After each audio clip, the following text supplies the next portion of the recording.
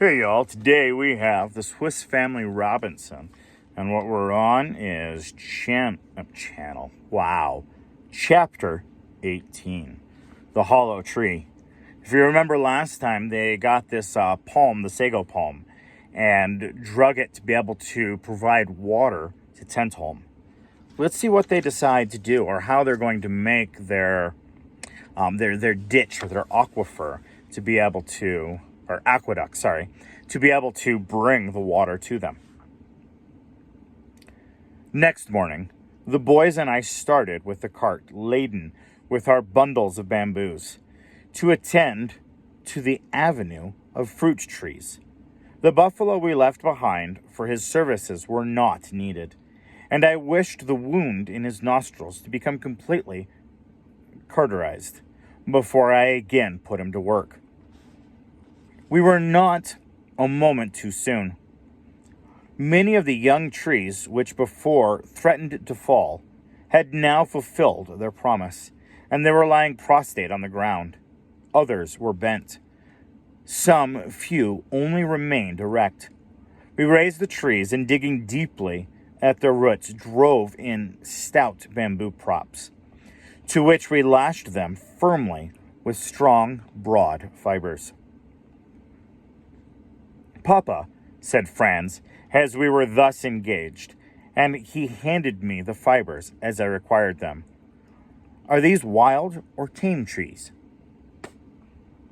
"Oh, these are wild trees, most ferocious trees," laughed Jack, "and we are tying them up lest they should run away, and in a little while we will untie them, and they will trot about after us and give us fruit wherever we go. Oh, we will tame them. They shall have a ring through their noses like the buffalo." "That's not true," replied Franz gravely, "but they are wild and tame trees. The wild ones grow out in the woods like the crab apples, and the tame ones in the garden like your pears and peaches at home. Which are these, Papa?"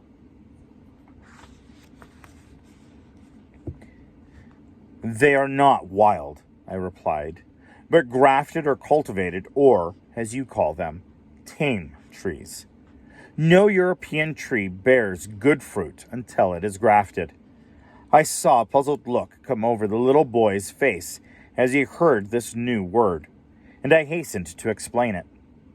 "Grafting," I continued, "is the process of inserting a slip or twig of a tree into what is called an eye, that is, a knot or a hole in the branch of another.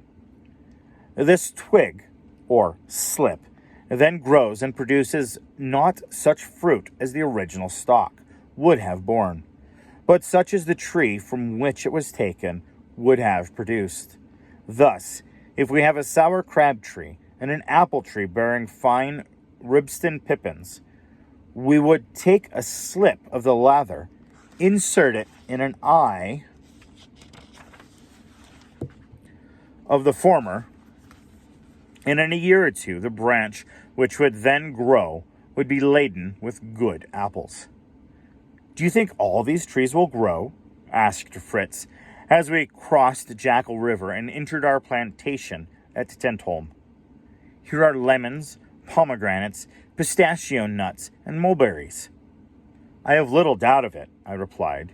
"We are evidently within the tropics, where such trees as these are sure to flourish. These pines, now, come from France, Spain, and Italy. The olives from Armenia and Palestine. The figs originally from islands of Chios. The peaches and apricots from Persia, plums from Damascus and Syria, and the pears of all sorts from Greece. However, if our countries have not been blessed in the same way with fruit, we have been given wisdom and skill which has enabled us to import and cultivate the trees from other lands." We thus talked and worked out every tree that required treatment as provided with a stout bamboo prop, and then, with appetites which a gourmand might well have envied, we returned to Falconhurst. We think the good mother was almost alarmed at the way she fell upon the corned beef and palm cabbage she set before us. But at length these good things produced the desired effect, and one after another declared himself satisfied. As we sat reclining after our labor and digesting our dinner, we discussed the various projects we had in contemplation. "I wish," said my wife, "that you would invent some other plan for climbing to the nest above us. I think that the nest itself is perfect. I really wish for nothing better, but I should like to be able to get to it without scaling our dreadful ladder every time. Could you not make a flight of steps to reach us?" I carefully thought over the project and turned over every plan for its accomplishment. "It would be impossible, I'm afraid," said I, "to make stairs outside, but within the trunk it might be done. More than once have I thought that this trunk might be hollow, or partly so, and if such be the case, our task would be comparatively easy. Did you not tell me the other day that you noticed bees coming from a hole in the tree?" "Oh, yes," said little Franz, "and I went to look at them, and one flew right against my face and stung me, and I almost cried, but I didn't." "Brave little boy," said I. "Well now, if the trunk be sufficiently hollow to contain a swarm of bees, it may be, for all we can tell, hollow the greater part of its length. For like the willow in our own country, it might draw out all its nourishment through the bark, and in spite of its real unsoundness, retain a flourishing appearance." Master Jake, practical as usual, instantly sprang to his feet to put my conjecture to the proof. The rest followed his example, and they were all soon climbing about like squirrels, peeping into the hole and tapping the wood to discover by sound how far down the cavity extended. They forgot, in their own eagerness, who were the tenants of this interesting trunk. They were soon reminded of it, however, for the bees, disturbed by this unusual noise, with an angry buzz burst out, and in an instant attacked the cursors of the annoyance. They swarmed round them, stung them on the hands, face, and neck, settled in their hair, and pursued them as they ran to me for assistance. It was with difficulty that we got rid of the angry insects, and were able to attend to the boys. Jack, who had been the first to reach the hole, had fared the worst, and was soon a most pitiable sight. His face swelled in an extraordinary degree, and it was only by the constant application of cold earth that the pain was alleviated. They were all eager to commence an organized attack upon the bees at once, but for an hour or more, by reason of their plan, they were unable to render me much assistance. In the meanwhile, I made my arrangements. I first took a large calabash gourd, for I intended to make a beehive, so that we had driven the insects from their present abode, we might not lose them entirely. The lower half of the gourd I flattened.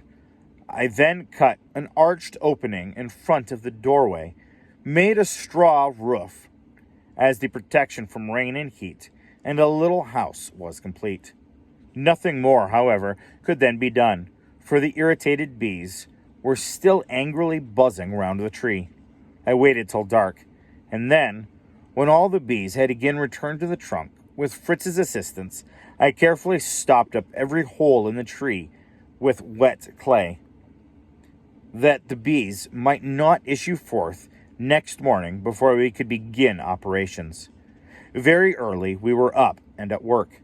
I first took a hollow cane and inserted one end through the clay into the tree. Down this tube, with pipe and tobacco, I smoked most furiously. The humming and buzzing that went on within the bees evidently could not understand what was going to happen.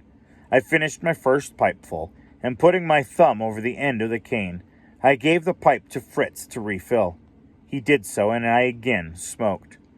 The buzzing was now became less noisy, and was subsiding into a mere murmur. By the time I had finished the second pipe, all was still. The bees were stupefied. "Now then, Fritz," said I, "quick with a hammer and chisel, and stand there beside me." He was up in a moment, and together we cut a small door by the side of the hole. This door, however, we did not take out, but we left it attached by one corner that it might be removed at a moment's notice. Then, giving the bees a final dose of tobacco smoke, we opened it. Carefully but rapidly, we removed the insects as they clung in clusters to the sides of the tree, and placed them in the hive prepared for their reception. As rapidly, I then took every atom of wax and honey from their storehouse and put it in the cask I made ready for their purpose. The bees were now safely removed from the trunk, but I could not tell whether, when they revived from their temporary stupor, they might not refuse to occupy the house with which I had presented them, and insist on returning to their old quarters. To prevent the possibility of this occurrence, I took a quantity of tobacco, and placing it upon a board nailed horizontally within the trunk, I lighted it and allowed it to burn slowly, that the fumes might fill the cavity. It was well I did so, for as the bees returned to consciousness, they left their pretty hive and buzzed away to the trunk of the tree. They seemed astonished at finding this uninhabitable, and an immense deal of noisy humming ensued. Round and round they flew, backward and forward between gourd and tree, now settling here and now there, until at length, after due consideration, they took possession of the hive, and abandoned their former habitation to us, the invaders of their territory. By the evening they were quite quiet, and we ventured to open the cask in which we had stored our plunder. We first separated the honey from the honeycomb and poured it off into jars and pots. The rest we then took and threw into a vessel of water placed over a slow fire. It soon boiled, and the entire mass became fluid. This we placed in a clean canvas bag and subjected to heavy pressure. The honey was thus forced out, and we stored it in a cask, and, though not perhaps quite equal to the former batch in quantity, it was yet capital. The wax that remained in the bag I also carefully stored, for I knew it would be of grateful use to me in our manufacture of candles. Then, after a day's hard work, we turned in. The internal architecture of the tree had now to be attended to, and early the following morning we prepared for the laborious task. A door had first to be made, so that the base of the tree we cut away the bark and formed an opening just the size of the door we had brought from the captain's cabin, and which, hinges and all, was ready to be hung. The clearing of the rotten wood from the center of the trunk occupied us some time, but at length we had the satisfaction of seeing it entirely accomplished, and, as we stood below, we could look up the trunk, which was like a great smooth funnel, and see the sky above. It was now ready for the staircase, and first we erected in the center a stout sapling to form as axis round, which to build a spiral stairs. In this we cut notches to receive the steps, and corresponding notches in the tree itself. Their support the outer ends. The steps themselves we formed carefully and neatly of planks from the wreck, and clenched them firmly in their places with stout nails. Upward and upward we built, cutting windows in the trunk as we required to admit light and air, until we were flush with the top of the center pole. On this pole, we erected another to reach the top of the tree, and securing it firmly, we built in the same way round it until we at length reached the level of the floor of the nest above. To make the ascent to the stairs perfectly easy, we ran a handrail on either side, one round the center pillar, and the other following the carve of the trunk. This task occupied us a whole month, and by the end of that period, so accustomed had we become to having a definite piece of work before us that we began to consider what other great alteration we should undertake. We were, however, of course, not neglecting the details of our colonial establishment. There were all of the animals to be attended to. The goats and sheep had both presented us with additions to our flock, and these frisky youngsters had to be seen after, to prevent their straying to any great distance, for we had no wish to lose them. We tied round their necks little bells, which we had found on board the wreck, and which would assist us to track them. Juno, too, had a fine litter of puppies, but in spite of the entreaties of the children, I could not consent to keep more than 2, and the rest disappeared in that mysterious way in which puppies and kittens are wont to leave the earth. To console the mother, as he said, but also, I suspect, to have him save himself considerable trouble. Jack placed his little jackal beside the remaining puppies, and, to his joy, found it readily adopted. The other pets also were flourishing and were being usefully trained.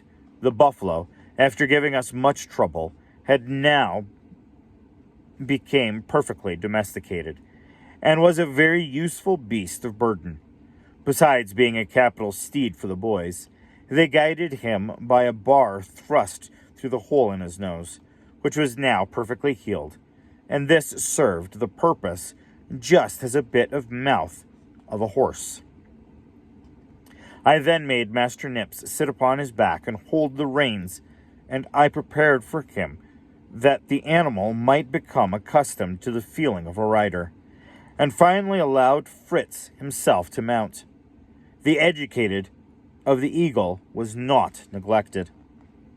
The bird, having been taught to obey the voice and whistle of his master, was soon allowed to bring him down small birds upon the wing, when he stood and struck his quarry in most sportsmanlike manner.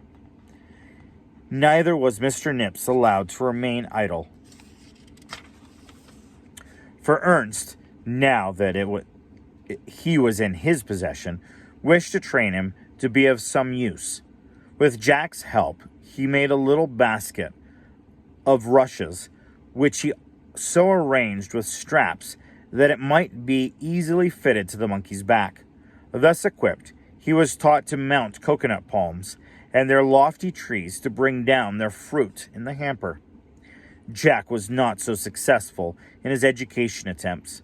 Fangs, as he had christened his jackal, used his fangs indeed, but only on his own account. Nothing could persuade him that the animal he caught were not at once to be devoured. Consequently, poor Jack was never able to save from his jaws anything but the tattered skin of his prey. Not disheartened, however, he determined that Fangs could be trained, and that he would train him. These and such like employment afforded us the rest and recreation we required while engaged in the laborious task of staircase building. I then turned shoemaker, for I had promised myself a pair of waterproof boots, and now I determined to make them.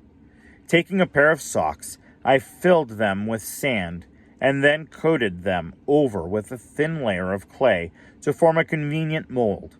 This was soon hardened in the sun, and was ready for use. Layer after layer of cartouche I brushed over it, allowing each layer to dry before the next was put on, until at length I considered that the shoes were of sufficient thickness.